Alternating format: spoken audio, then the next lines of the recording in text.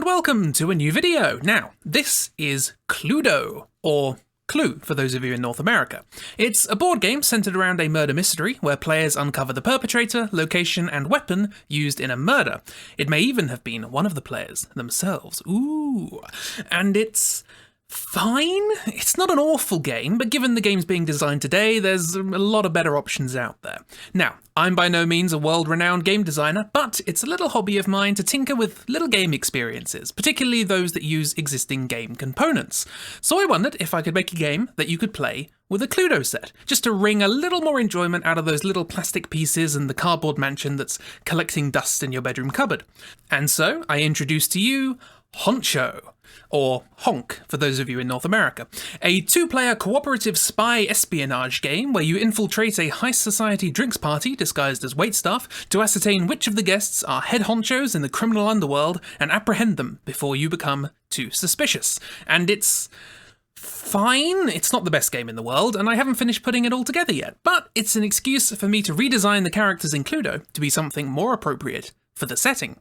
So that's what this video is about. We'll be taking the 6 standard suspects from Cluedo and redesigning them, as well as designing some new characters who will act as informants in the game.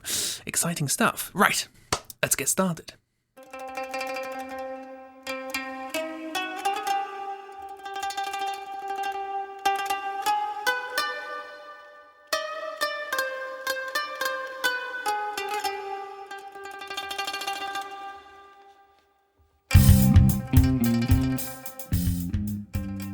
So, I have made some quick doodly designs for the characters. I've been taking some liberties with the titles of the main characters, so Miss Peacock is now Dame Peacock and that sort of thing. I think the female side of the characters has always felt a bit let down in the variety department. That's just me.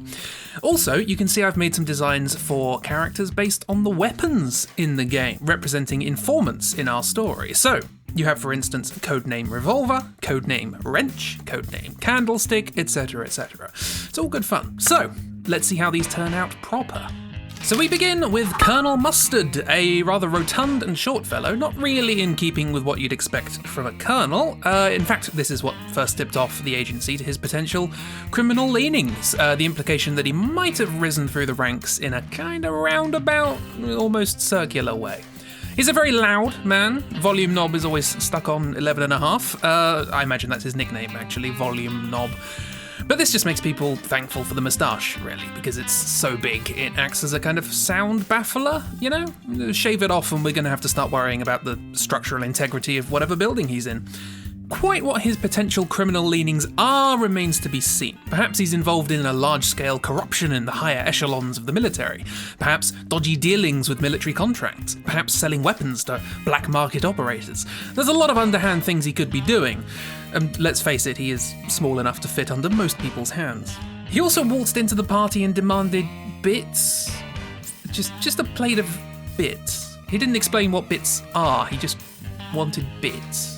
Remember, this is a drinks party. No food is really being served here, so, you know, bits. Next up, we have Dame Peacock, the very tip-top of the entertainment industry. She knows anybody and everybody. Seriously, everybody, whether you want her to or not. Your business is her business, and if she doesn't like your business, you will not be in business for very long. You also might not have kneecaps for very long. Her first and only husband died under suspicious circumstances owing to his involvement with organised crime, and it seems that the young, bereaved Miss Peacock didn't take long to set herself in his place. The presence of large quantities of sequins at the crime scenes remains an open mystery. And now she's here at the party, giving us a stirring rendition of a 1930s music hall number that no one can quite remember the name of, but everybody is enraptured by. Well, they look like they're enraptured anyway. Heaven help anyone who doesn't look enraptured. And of course, the waiters whose drinks glasses just exploded. And this is Dr. Scarlett, sole proprietor of Scarlett Holdings Incorporated, CEO of several multi-billion-dollar corporations and several hundred multi-million-dollar corporations, all the while being merely an associate with the companies that make a loss. She never owned those, you can't prove anything, I don't even know what the word tax means, please don't sue me for libel. Sat square in the middle of a tangled web of red tape. Get it? Because she's Scarlett. She's like red tape, you know? Red tape's like just another word for bureaucracy, and she's Scarlett is a business person, you know? And, do you get it? Because like Scarlett's like another word for red. She's far too wrapped up right now to be talking to you. If you aren't actively making her money, she doesn't want to know. Sorry. If you aren't actively making her company money, and that's an important distinction. Do not accuse her of embezzlement. It sounds surprisingly close to embed in cement, which is, if you keep talking, what might just happen. The finest mind graduating in economic modelling from several prestigious universities, they all seem to lay claim to her. Moriarty can only dream to have the criminal genius and clout of Scarlett. Of course, this is all hearsay. She'll almost certainly be proven innocent. Her recent acquisition of the Crown Criminal Prosecutions plc will make sure of that. Okay, this one might take a little bit of explaining. This is Professor Plum, a world-renowned lecturer and researcher in chemistry, among other areas, and long believed to be connected to a simply quite enormous drug manufacturing and smuggling ring. Now, to address the psychopathic elephant in the room, in order to give us a starting point for these designs, we randomly generated some adjectives for each of the characters, a little bit of grit from which to render a fondanty pearl. The adjective for Plum was amusing. My immediate thought was to make them a jovial person, laughing along with the conversation, but being a villain, having just a hint of evil behind those eyes. As you can see, I settled on something a little less subtle than that. Plum enjoys a good laugh. He really enjoys a good laugh. You should make him laugh. Really, don't let him stop laughing. Whatever you do, don't let him stop laughing. You do not want to know what happens when he stops laughing. For the love of Darwin, be funny. This is White, heavyweight champion of just about every type of combative sport you care to mention.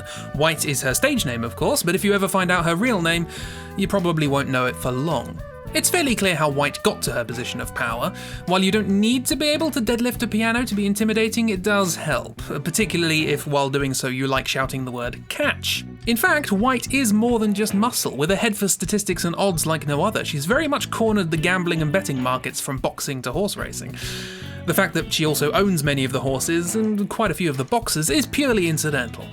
Seriously, pure coincidence. There was an external investigation, it thoroughly cleared her name.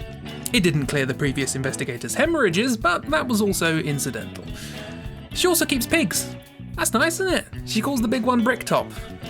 Don't ask. Finally, for the base characters, we have the right sinful Reverend Green. Boy, this guy's a piece of work. You name it, he's done it. There isn't a carnal animal act on God's green earth that Green hasn't unearthed. A man for whom confession wouldn't even scratch the surface.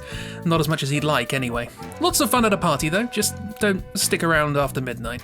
But he is a reverend, of course. A man of the cloth. That cloth is usually lace or latex, but nonetheless ordained. And this is why he's on the agency's radar.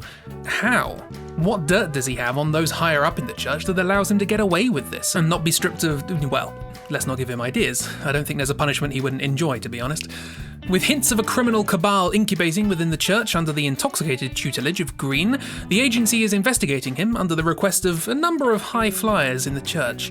We're also investigating them, because if they're worried about Green, they're worried about what he knows about them, and that's not a good sign.